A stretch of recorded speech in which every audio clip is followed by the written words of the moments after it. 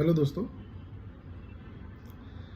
पिछले 36 घंटों में मैं 5 एक्टोपिक प्रेगनेंसीज की सर्जरी कर चुका हूँ। दैट मीन्स 5 पेशेंट्स को रप्चर्ड एक्टोपिक हुआ। रप्चर्ड एक्टोपिक एक ऐसा सिनारियो होता है जिसमें प्रेगनेंसी गर्भाशय में न रह के ट्यूब में रहती है और फट जाती है, और ये पेशेंट की जान भी ले सकता है। नमस्ते, मैं हूं डॉक्टर पवन गुल्हाने, और आज मुझे ऐसा लगता है कि आप लोगों ने रप्चर्ड एक्टोपिक के बारे में जानना चाहिए, क्योंकि अगर आप इसको अवॉइड करते हैं या फिर आप इसके बारे में नहीं जानते हैं तो ये आपकी जान भी ले सकता है। तो पहले आपको मैं बताऊंगा what is ectopic pregnancy.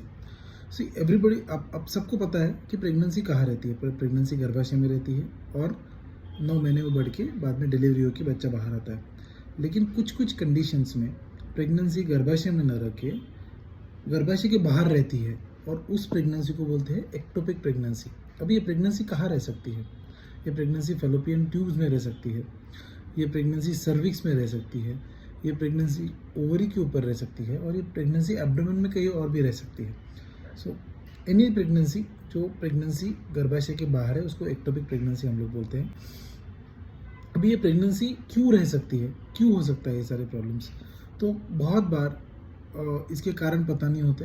It is unclassified, और यू कैन से कि जिसके कारण हम लोग को पता नहीं है, इट इज़ कॉल्ड इडियोपैथिक। लेकिन कभी कभी ये प्रेगनेंसी ट्यूब में रहने के एक कारण, बहुत बड़ा कारण ये हो सकता है कि ट्यूब में कभी इन्फेक्शन हो, ट्यूब की कभी सर्जरी हो चुकी हो। तो उस कंडीशंस में जब ट्यूब का म्यूकोजा डैमेज होता है तो वो कंडीशन में एक्टोपिक प्रेगनेंसी ट्यूब में रह सकती है।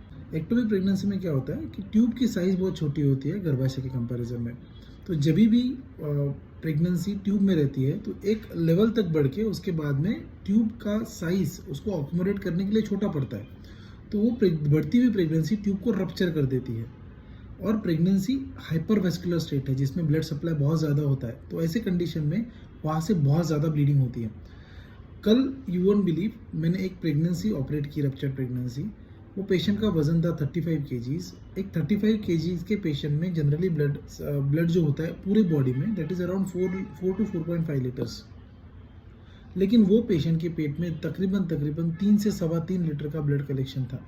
मतलब पेशेंट शॉक में थी, और अगर हम लोग डिले करते सर्जरी में तो हो सकता है कि उसकी जान भी जा सकती थी।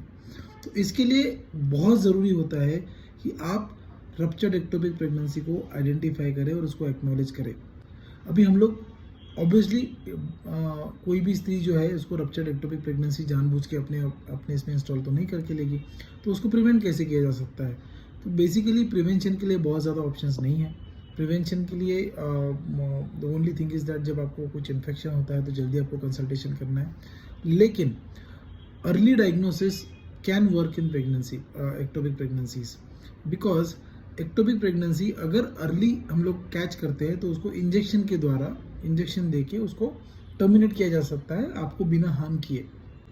तो आपको क्या करना है, जैसे ही प्रेगनेंसी आपको रहती है तो आप कोई भी अपने जो नियरेस्ट गायनेकोलॉजिस्ट होते हैं उनके पास जाइए, आप डायग्नोज करिए अपने प्रेगनेंसीज, और एक सोनोग्राफी, छोटी सी एक सोनोग्राफी करके आपको पता कर सकते हैं कि प्रेगनेंसी आपके गर्भाशय में है या फिर ट्यूब में है या फिर और कहीं पे है।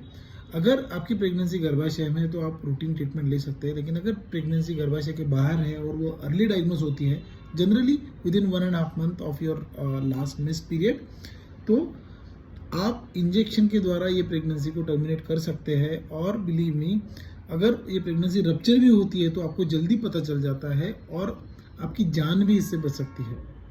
Only thing you have to do is be aware of the ectopic pregnancy, address it, and whenever required, take appointment with the doctor, take opinion from the doctor and get treated for it. Okay, thank you so much. Actually ये video बनाने का एक बहुत बड़ा concern ये भी है क्योंकि I have seen in these 2 days only that 5 patients could have died because of ectopic pregnancy, and I want you to be aware about it, and probably you can make aware of your आप अपने friends के साथ भी इस video को share करके उनको aware करा सकते हैं। So thank you so much for watching. I am Dr. Pavan Gulhane from Medigrace Hospital in Nagpur. Thank you.